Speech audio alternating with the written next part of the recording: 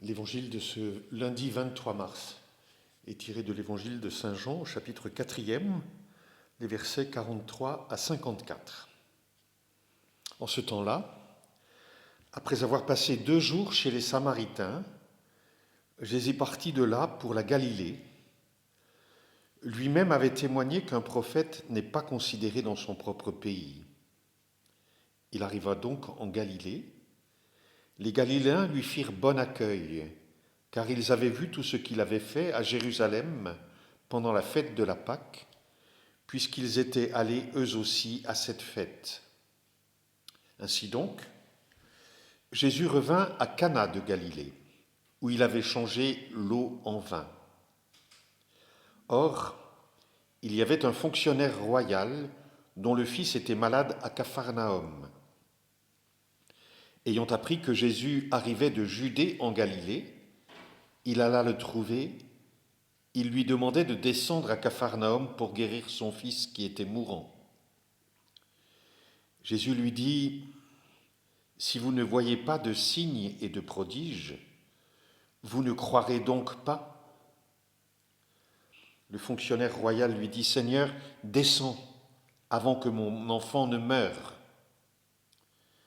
Jésus lui répondit : « Va, ton fils est vivant. » L'homme crut à la parole que Jésus lui avait dite, et il partit. Pendant qu'il descendait, ses serviteurs arrivèrent à sa rencontre et lui dirent que son enfant était vivant. Il voulut savoir à quelle heure il s'était trouvé mieux. Ils lui dirent : « C'est hier, à la 7e heure, au début de l'après-midi, que la fièvre l'a quitté. »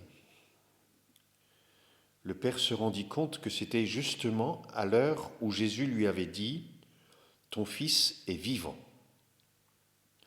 Alors il crut, lui, ainsi que tous les gens de sa maison. Tel fut le second signe que Jésus accomplit lorsqu'il revint de Judée en Galilée.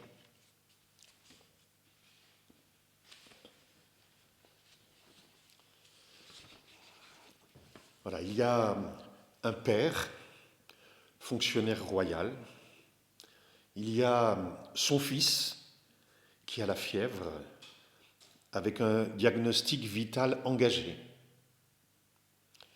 C'est tellement actuel, même si à Bordeaux, la déferlante ne nous a pas encore atteints. Et pourtant, la parole de Jésus est très ferme. Si vous ne voyez pas les signes et les prodiges, vous ne croirez donc pas. C'est le chemin que Jésus propose aux fonctionnaires de prendre. Passer du voir au croire. Passer de l'œil à l'oreille intérieure. Et cette distance intérieure peut être beaucoup plus importante que les 20 kilomètres qui séparent Capharnaüm de Cana en Galilée. Il faut sortir du voir. Tous les renseignements sur le virus, les hôpitaux en ordre de bataille, les réseaux sociaux en délire pour augmenter la peur. Quand le fonctionnaire demande à Jésus de se rendre physiquement auprès de son fils mourant, on est encore dans le visible. Jésus lui répond : « Va, ton fils est vivant. »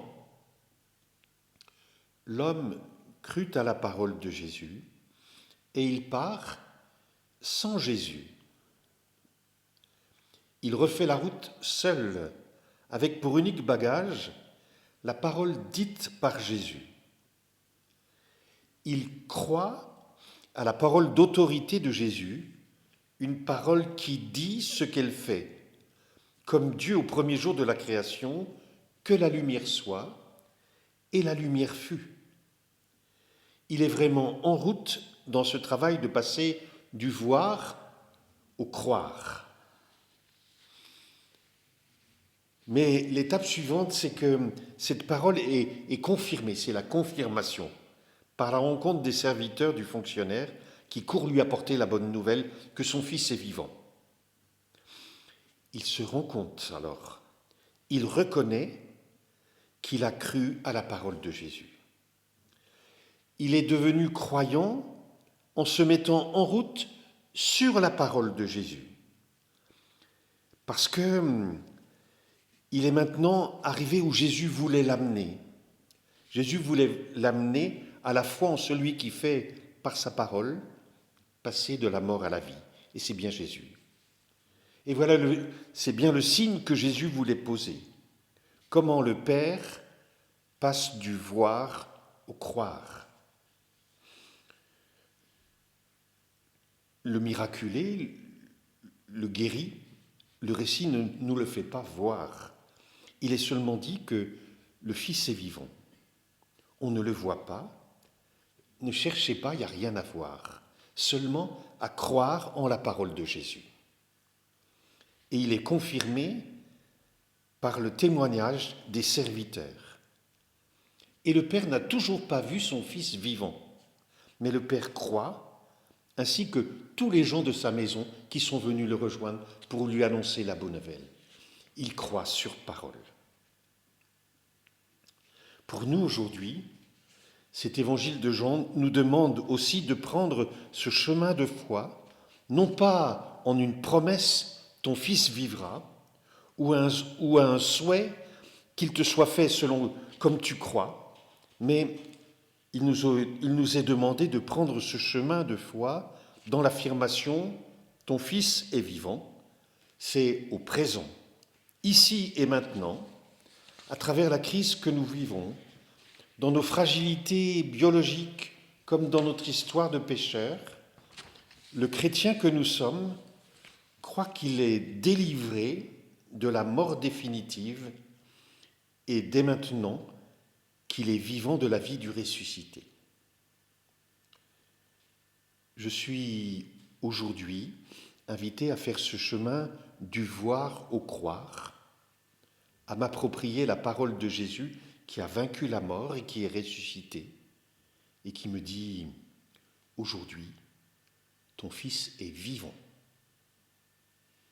Voilà ce que je voulais vous dire aujourd'hui pour illustrer un peu cette parole, cette page d'écriture.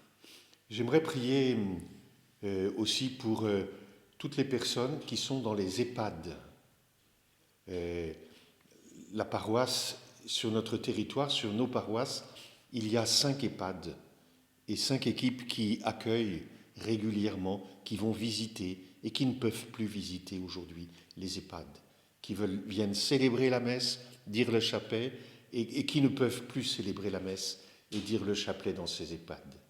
Alors aujourd'hui, nous les prenons vraiment dans notre prière avec aussi ces croyants qui dans ces EHPAD exercent une vraie vie de foi.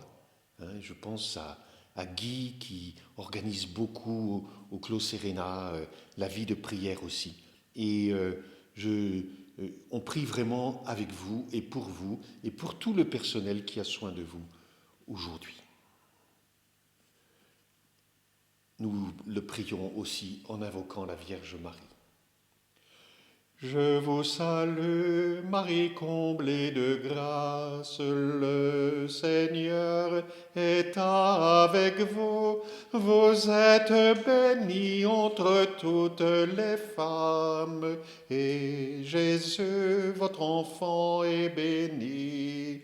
Sainte Marie, Mère de Dieu, priez pour nous, pauvres pécheurs, maintenant et à l'heure de la mort.